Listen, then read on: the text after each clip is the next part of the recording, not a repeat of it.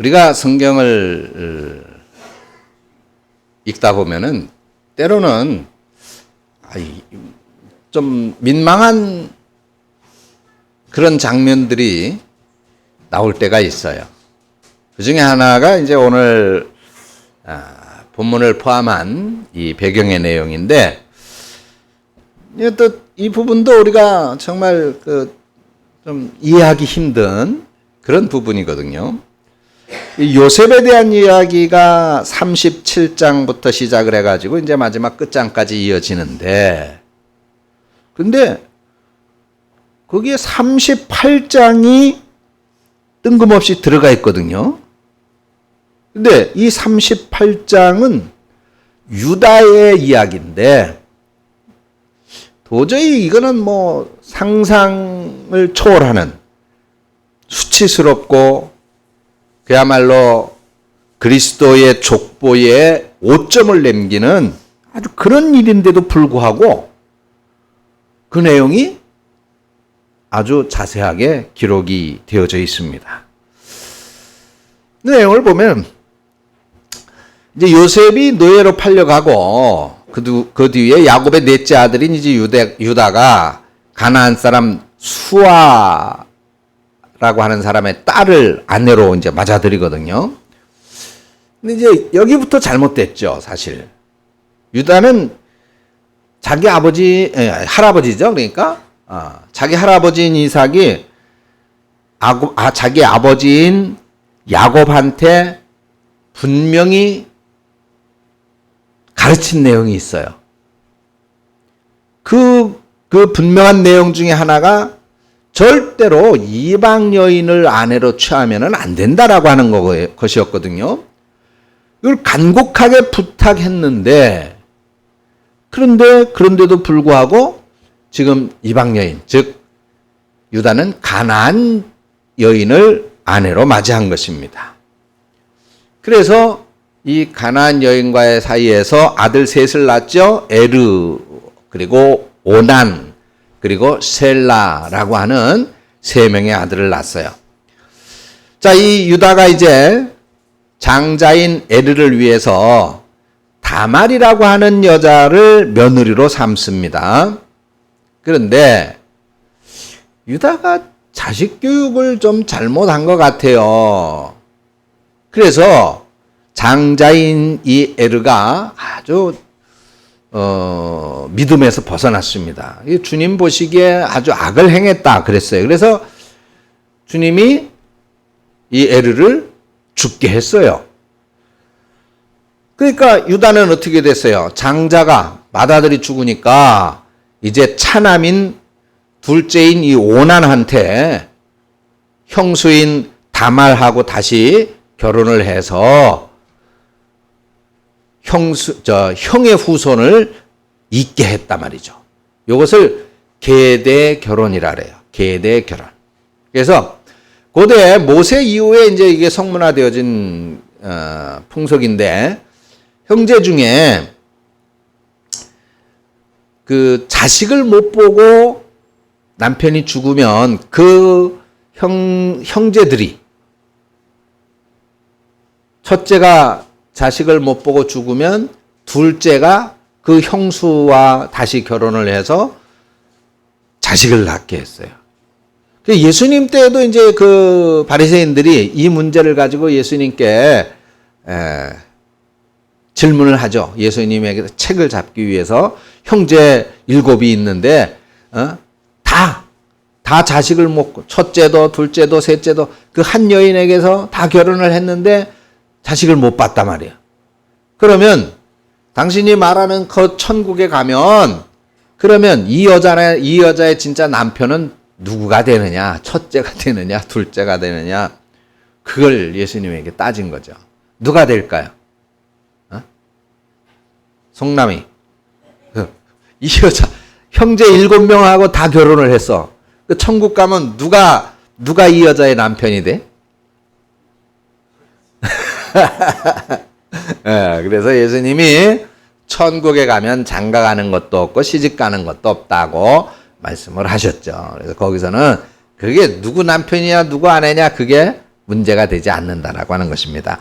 아무튼 그걸 뭐라 그래? 계대 결혼이라고 그래요. 계대 결혼. 그래서 이건 이제 그렇게 한 이유는 그 자식의 대가 끊어지지 않게 하기 위해서 그렇게 했습니다. 자, 그래서 장자가 이제 죽었으니까 둘째인 오난한테 자식을 낳도록 다말하고 이제 다시 혼인을 시킨 거예요. 그런데 이 오난 둘째는 기분 나쁘거든요. 그죠? 그래가지고 이 여자한테 내가 자식을 낳게 되면 그러면 내 자식이 아니라 형의 자식이 되는 거거든요. 형이 죽었지만은 형의 자식으로 형의 후손이 되는 거기 때문에 그래서 이 다말과의 관계를 소홀히 합니다. 제대로 안 해요. 그런 과정 속에서 이제 이 오난도 역시 하나님 앞에서 신앙적이지 못했죠. 또 계명대로 살지를 않았습니다. 그래서 결국 그 의무를 형에 대한 의무를 이행하지 않음으로 인해서 또 하나님은 오난도 죽게 하신 거예요. 자, 이렇게 장남도 죽고 차남도 죽었어요. 다말이라고 하는 며느리를 봤는데 이거 유다가 생각해 볼 때 이 다말이라고 하는 며느리는 우리 말이 있죠. 남편 잡아먹는 여인이 되는 거예요. 그래가지고 이제는 장남도 그렇게 죽었어. 차남도 그렇게 죽었어. 그럼 이 다말하고 누구하고 결혼을 시켜야 돼? 삼남하고 결혼을 시켜야 되거든요. 셀라하고 결혼을 시켜야 돼. 셀라하고. 가만히 유다가 생각해 보니까 이거 마지막 남은 아들인데 지금 이 다말이라고 하는 여자는 우리가 소위 말하는 남편 잡아먹는 여자, 걔한테 결혼만 하면 다 죽으니까. 그래, 겁이 덜컥 났어요. 그래가지고, 이 유다가 핑계를 댔습니다. 야, 며느리야. 이제 내 두 아들이 죽고 그러면 천상 이 셀라가 너고 혼인을 해야 되는데 쟤 아직 어리지 않니?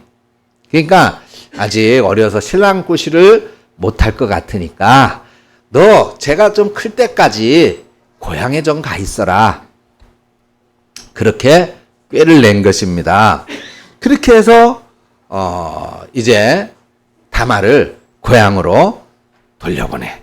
그리고 이제 과부로 살게 된 거죠. 이제 다말은 셀라가 클 때까지 기다려야 되니까. 그 세월이 많이 흘러서 이제 셀라가 청년이 됐어요. 장성했습니다. 근데 그러면 이제 다말을 불러야 되잖아. 후손을 이어야 되니까 유대 법대로. 그런데 차일피일 미루면서 부르지를 않았어요. 사실은 뭐 다말이 뭐 다른 남자를 얻는다든지 다른 데로 뭐 시집을 간다든지 뭐 그러기를 은근히 기다렸을런지도 모르겠어요. 그렇게 셀라가 다 장성했지만 다말을 부르지 않았던 겁니다. 그러던 어느 날 이제 유다의 아내마저도 이제 죽게 돼요. 그래서 이제 아내에 대한 장사를 지내고 그 죽음에 대한 슬픔의 기간도 지난 다음에 친구 아둘람 사람인 이 히라라고 하는 사람하고 딥나라고 하는 곳에 이제 이 유다의 양들이 있었어요. 그 양털을 깎으러 가는 이제 일이 있어지게 됩니다. 근데 이제 그 당시 이스라엘은 목축업을 했었으니까 양털 깎는 날은 잔칫날인 거예요. 마을의 잔치인 거예요. 그래가지고 많은 사람들이 모여서 혼자서 또 양털을 못 깎을 수 없으니까 양털도 깎고 음식도 해서 나눠 먹으면서 이제 잔치를 하는데 이때 다말은 자신의 시아버지인 유다가 셀라가 장성했는데도 청년이 됐는데도 불구하고 자신하고 다시 짝을 지어서 자식을 낳게 해줘야 되는데 일부러 그거를 차일피일 미루고 있다라고 하는 것을 알고 있었거든요. 그러던 중에 그 시아버지가 양털 깎으러 온다라고 하는 소식을 이제 듣게 된 것입니다. 그래서 이 다말은 딥나에 가가지고 시아버지가 딥나로 양털을 깎으러 온다니까 천상 셀라를 자신에게 안 주니 이 시아버지에게 씨를 얻어서 그 가게를 이어가야 되겠다라고 계획을 세우고 실천에 옮기게 된 겁니다. 그 유다가 딥나로 이제 이렇게 양털 깎는 축제를 하러 가는데 가는 길목에 거기 어떤 여인이 얼굴을 가리우고 이렇게 보자기로 얼굴을 가리고 앉아 있단 말이죠. 근데 이제 이 당시에도 이제 성매매하는 여성들이 흔하게 있었다고 그래요. 그래서 유다도 그런 여인인 줄 알게 된 거예요. 그래서 난 너하고 하룻밤 좀 쉬었다 가야 되겠다. 그래서 서로 이제 합의를 해가지고 들어갔는데 그날 이제 다말이 임신을 하게 된 거야. 시아버지와의 사이에서. 자, 이제 양털 깎는 기간을 끝내고 이제 유다는 다시 집으로 돌아왔을 거 아니에요? 근데 소식이 들리는 거야. 야, 네 며느리 다말이 임신을 했다더라. 그러니까 유다는 노발대발했겠죠. 물론 마음속으로 자기 아들인 셀라를 다말하고 결혼시키지 않으려고 차일피일 핑계를 대면서 어떤 이유로든 이유를 찾고 있었던 차에 이런 소식이 들리니까 당장 그 당시에는 이렇게 신랑 남편을 두고 다른 남자와의 사이에서 임신을 하게 되면 돌로 쳐 죽이게 되어져 있거든요.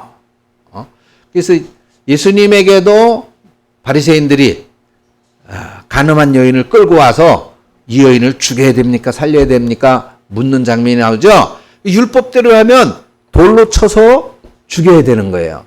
근데 예수님은 원수까지도 사랑하라고 그랬어요. 어떤 죄인이더라도 사랑해야 된다, 용서해야 된다 그러니까 그러면 자, 율법을 범한 이 여인을 죽여야 되냐? 아니면 당신 말대로 그러면 이 여인을 용서해야 되냐? 그렇게 예수님에게 따르러 나온 거예요. 그래서 만약에 예수님이 용서하고 살려줘라 그러면 율법을 어기는 게 되는 거거든요. 그 당시에는 율법을 어기게 되면 큰 죄다 말이에요. 그래서 예수님이 어떻게 대답을 했어요? 예수님이 아무 말도 안 하시고 단지 이렇게 대답을 했어요. 그러면 좋다. 너희들 중에 지금 돌을 들고 있는 너희들 중에 죄가 하나도 없는 사람이 있다면 이 여인을 돌로 쳐서 죽여라. 라고 말했더니 어떻게 했어요? 사람들이 한 놈 두 놈 돌을 그냥 떨어뜨리고 내던지고 도망갔죠. 그리고 예수님께서 그 사람들이 다 간 다음에 그 여인을 불러서 나도 너를 정죄하지 않으니까 이제 돌아가서 다시는 죄를 짓지 말아라 라고 하고 돌려보낸 장면이 나옵니다. 자, 아무튼 이렇게 해서 이 유다가 이 다말을 이제 죽이려고 하죠. 그래서 당장 그 다말을 잡아와! 불 살라서 죽이라 그래요. 화형. 이 당시에. 화형을 시켜서 죽이라 그랬어요. 그만큼 끔찍한 죄인 거예요. 자, 그래, 이 다말이 끌려 나오면서 계략이 있었잖아요, 다말은.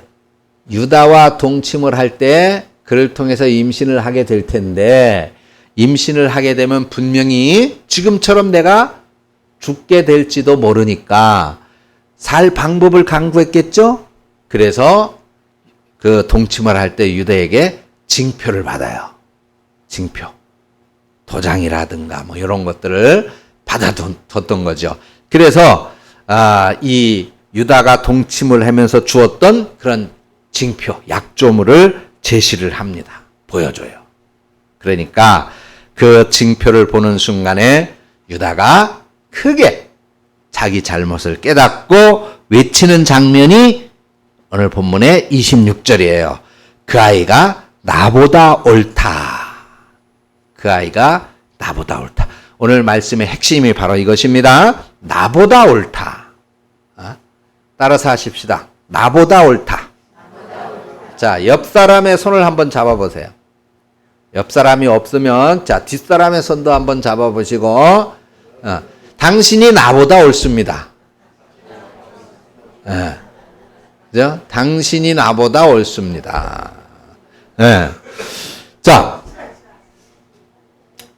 제가 그 푸른동산교회에서 집회 6.25 기념 그 집회 구국성에서도 그런 설교를 했죠. 내 생각보다 당신 생각이 옳습니다. 그 얘기 거기 참석하신 분들은 기억이 날 거예요. 당신 생각이 맞아. 당신 생각이 옳아.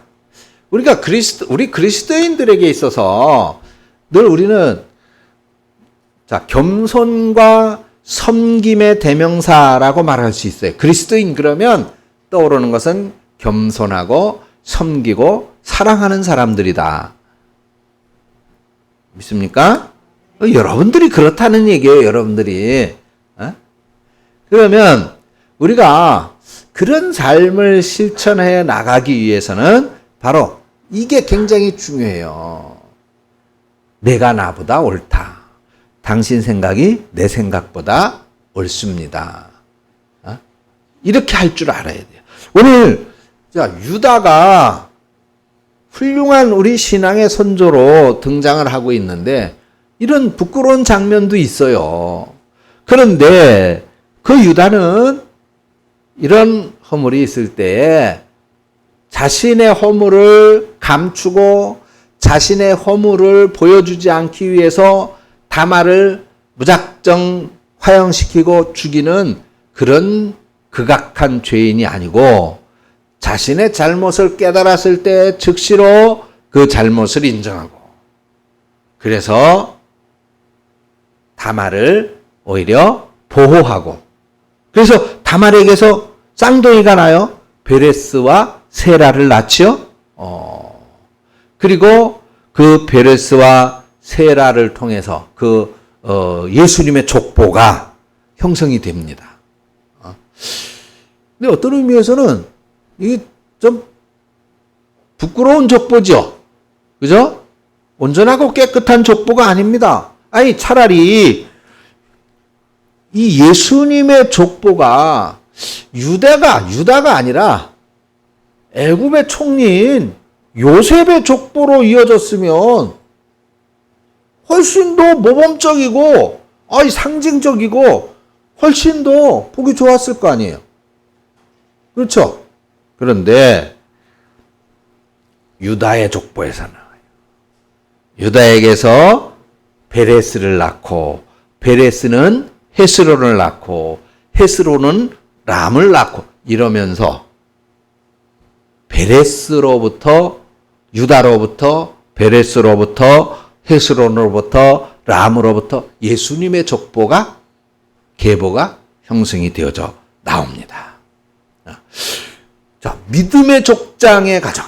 우리들이 존경하고 또 사모할 그런 훌륭한 믿음의 족장의 가정에서 이런 부끄러운 사건이 일어났어요. 근데 이게 도대체 무슨 의미가 있길래 성경에까지 이걸 기록해가지고 이 부끄러운 장면을 역사에 등장을 시키고 역대 모든 사람들이 다 보게 하느냐 그 말이에요. 차라리 창세기 38장이 없었더라면 훨씬 더 매끄럽게 성경이 보여지게 될 수 있었을 것 같아요. 우리 그리스도로 말미암는 이 구속의 역사에 이런 오점이 왜 필요합니까 도대체? 허물과 잘못이 많은 유다. 이 사람 말고 차라리 믿음 좋고 윤리적으로 깨끗하고 탁월한 삶을 보였었던 이 요셉이 훨씬 낫잖아요. 내가 조금 아까도 말씀을 드렸듯이. 그러면 그 요셉의 족보에 올라가야 맞는 거 아니에요? 여자의 유혹도 물리치고 감옥의 고통도 참아내고 이겨나면서 하나님을 바라보며 꿈을 키워서 드디어는 애굽의 총리까지 된 이 얼마나 훌륭한 사람입니까? 근데 요셉이 아니에요. 굳이 유다의 가문을 하나님은 말 그대로 왕의 가문으로 삼고 다윗 왕도 그 가문에서 태어나게 하셨다. 왜 그러셨을까? 성경은 이 믿음의 족장들, 훌륭한 믿음의 사람들의 허물과 실수를 전혀 미화하거나 감추거나 포장하려고 하지 않습니다. 오히려 이분들의 삶의 그런 모습들을 적나라하게 보여줌으로써 부족한 우리들로 하여금 오늘 용기를 갖게 하는 거예요. 야, 이 사람들도 이랬구나. 아니, 나만 못나고 부족한 게 아니라, 아니, 이 사람들은 나보다 더한 사람들이네. 그렇죠? 나보다, 유대가, 여러분들은 적어도 유다 같은 이런 몹쓸 짓은 안 하잖아요. 여러분 적어도 다윗 같은 몹쓸 짓은 안 하잖아요. 다윗은 살인을 했잖아요. 남의 아내를 뺏기 위해서 그 남편을 죽였잖아요. 여러분 그런 짓 할 수 있어요, 우리가? 말도 안 되는 소리죠. 다윗은 그랬잖아요. 그런데 훌륭한 다윗의 오늘 우리가 본을 받으려고 하고 있는 거예요. 성경에서 훌륭한 다윗으로, 대단한 다윗으로 그렇게 말하고 있잖아요. 그렇게 하는 이유가 뭐예요? 그래요. 그것은 바로 오늘 이 사람들도 이런 엄청난 허물과 죄가 있는데도 불구하고 하나님이 은혜를 주셨기 때문에 살아갈 수가 있었던 것이야. 그렇다면 역시 오늘 우리도 마찬가지. 우리는 다윗 같은 끔찍한 죄악 안 저질렀겠죠. 유다 같은 이런 추잡한 죄 안 지었겠지요. 여러분들은 다 거룩하고 깨끗하잖아요. 하지만 그렇다고 해서 우리가 실수가 없나요? 우리가 허물이 없습니까? 우리도 이들만큼까지는 아니더라도 또 허물도 있고 또 죄가 있지. 없는 사람이 어디 있겠어요. 그러나 우리가 하나님의 자녀로 선택받아서 믿음의 삶을 살아가는데 비록 허물과 죄가 있어 때로는 쓰러지기도 하고 넘어지기도 하지만 그러나 적어도 이들도 하나님의 은혜로 이렇게 대단한 사람이 될 수 있었다면 우리도 되지 않느냐? 우리도 가능하지 않느냐? 우리도 그렇게 살 수 있다. 유다처럼 육신의 적용을 이기지 못해 실수할 수도 있습니다. 다말처럼 인간적인 방법으로 억울함을 풀어보려고 위험을 무릅쓸 수도 있습니다. 그러나 그럴지라도 하나님은 우리가 그렇게 실수하고 잘못을 저지른다 하더라도 하나님이 다말을 보호하셨듯이 유대 족속에서 유대 가문에서 위대한 왕이 나오고 그리스도가 나오게 하셨듯이 다윗에게서 위대한 그리스도라고 하는 후손이 나오듯이 그렇게 하나님은 우리를 외면하고 버리지 않으신다는 사실을 믿으시기를 축원합니다. 그래요. 하나님은 우리가 허물이 많고 실수가 많고 부족할지라도 우리 뭘 한다 그러지. 내가 뭘 부족해요. 못해요. 그러잖아요. 내년에는 집사를 좀 하셔야죠. 못해요. 안 돼요. 다 그러잖아요. 제 선생님 할 거예요, 내년에?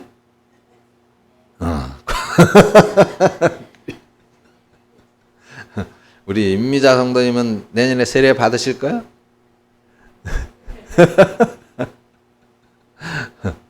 우리 이송남이도 집사 해야지 이제. 이송남 씨. 그래야. 우리 교회는 참 훈련이 잘 돼 있는 거야. 그래요. 하나님은 우리에게 하나님 나라를 위해서 때로는 직분을 주시고 때로는 또 세례를 베풀어 주셔서 우리를 그렇게 하시는 이유가 뭐예요? 하나님 나라를 위하여 귀하게 사용하시기 위해서다라고 하는 것입니다. 여러분들 모두가 하나님께 귀하게 쓰임받는 성도들이 되시기를 축원합니다. 그래요. 하나님은 우리들을 깨닫게 하시고 우리들을 고쳐주셔서 하나님 나라의 귀한 일꾼으로 쓰시는 거예요. 그 역할을 감당할 수 있도록 은혜를 베풀어 주시는 겁니다. 아유, 내가 그걸 어떻게 하겠어요? 야, 내가 집사를 어떻게 하겠어? 아, 내가 권사를 어떻게 하겠어? 아, 내가 장로, 내가 어떻게 해? 그것이 아닙니다. 그래요. 나는 할 수 없어요. 나는 죄인이죠. 아이, 우리가 감히 어떻게 하나님 나라의 직분을 받을 수 있겠어요? 그러나 하나님은 그런 허물과 그런 잘못과 죄가 있을지라도 우리를 버리거나 외면치 아니하시고 오히려 그런 우리를 통해서 하나님의 나라를 나타내시려고 은혜를 베풀어 주신다는 것을 믿으시기를 축원합니다. 이게 성경에 그런 부분들, 그런 장면들이 숱하게 나와요. 마태복음 1장에도 보면은 그 족보에 여자들의 이름이 나와. 여자들의 이름이. 그 다말이나 또는 라합. 예수님의 족보에 나와 있는 라합은 또 직업이 뭐였었어요? 다말이 위장했었던 이 기생이야. 창녀였었단 말이에요. 창녀. 붓도 그렇고, 또, 다윗이 빼앗았던 그 남편을 죽이고 빼앗은 그 여자, 우리아의 아내, 그 여자를 통해서 예수님이 이 세상에 오시잖아요. 그 족보를 통해서. 그래요. 이런 것들이 다 신약시대, 오늘 이 시대에 하나님의 자녀가 될 우리들의 허물된 모습들을 예표해주고 있는 것입니다. 얼룩졌던 유다를 통해서도 그리고 창녀로 변장해서 시아버지를 유혹한 다말과 그리고 기생이었던 라합과 룻과 같은 이방인들을 통해서도 하나님은 구속의 역사를 진행해 가시는 거예요. 우리 하나님께 영광 돌리고 우리 하나님을 찬양하고 하나님께 감사하는 저와 여러분들이 될 수 있기를 바랍니다. 그래요. 맞아요. 우리는 자격이 없어요. 우리는 한없이 모자르지요. 그런데 하나님은 그런 우리를 사용하시는 거예요. 자, 여기서 우리가 또 유다가 외친 말 아까 말했죠. 그 아이가 나보다 옳다. 우리가 객관적으로 볼 때 유다가 잘못이 클까요? 다말의 잘못이 클까요? 유다는 막내 아들 셀라가 이제 다 컸는데 다말하고 며느리하고 계대 결혼을 시키지 않은 잘못이 있죠. 그리고 다말이 얼굴을 가리고 창녀로 변장을 해서 있을 때 유다는 자기 며느리인 줄 알았으면 같이 앉았죠. 몰랐고 창녀인 줄 알았기 때문에 그때는 이게 전기불이 없었거든. 껌껌해가지고 얼굴 확인을 할 수가 없는 거예요. 얼굴을 가리고 있으면. 그래가지고 잠자리를 한 것뿐이에요. 근데 반면에 다말은 의도적으로 유다를 유혹한 거예요. 왜? 아이를 임신하기 위해서. 그래서 창녀로 변장을 해가지고 적극적으로 시아버지를 유혹했단 말이에요. 누가 더 나쁜 겁니까? 유다가 나쁠까요? 다말이 나쁠까요? 남자들은 되게 다말이 나빴네 그럴 테고 여자들은 유다 잘못이지 그 법대로 해야지 왜 며느리를 계대 결혼을 안 시키고 그 짓을 해 라고 말할 거예요. 근데 그래요. 우리는 유다의 잘못 충분히 이해할 수도 있고 또 다말의 이 불법적인 얍삭한 꾀 그것도 우리가 때로는 이해가 될 수도 있을 것입니다. 그런데 우리는 유다의 행동에 우리는 초점을 두고 그 유다의 행동을 본받아야 될 것입니다. 그런 허물과 잘못이 드러났을 때 유다는 즉시 그래, 내 잘못이구나, 내 잘못이 더 크다, 이렇게 한 거예요. 야, 여기 욕을 할 수 없어서 제가 표현을 하겠습니다.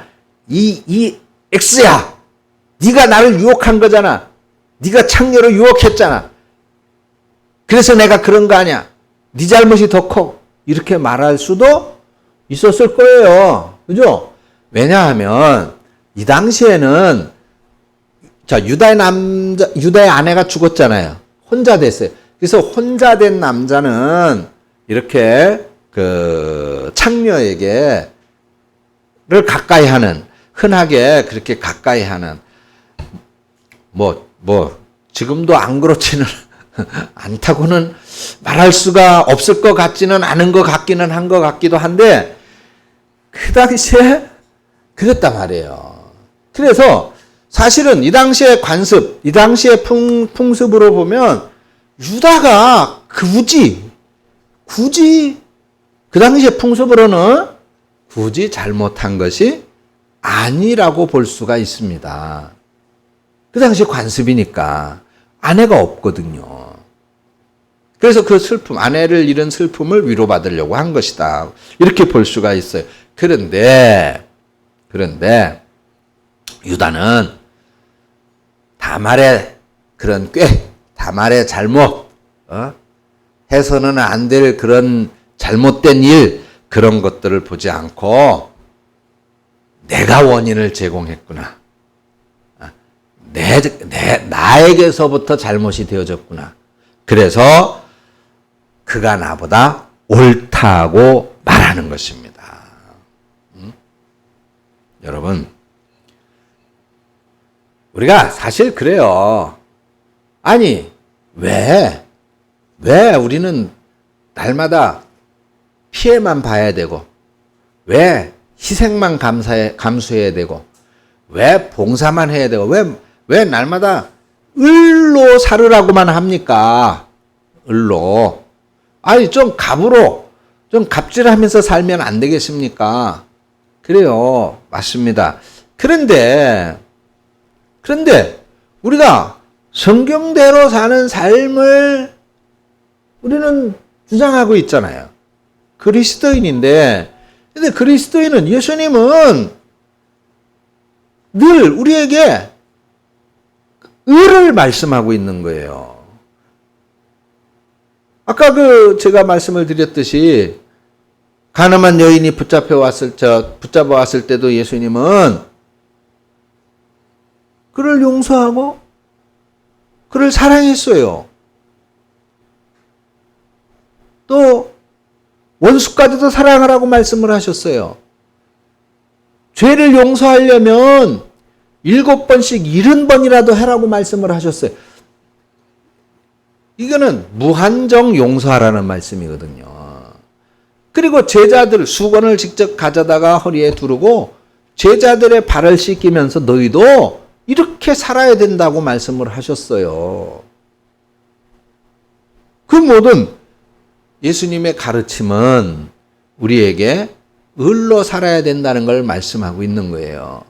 그러면 아니 왜 날마다 을로만 살아야 됩니까? 그러면 우리의 억울함은 도대체 어떻게 합니까? 그래요. 그 억울함은 하나님이 갚아 주신다는 겁니다.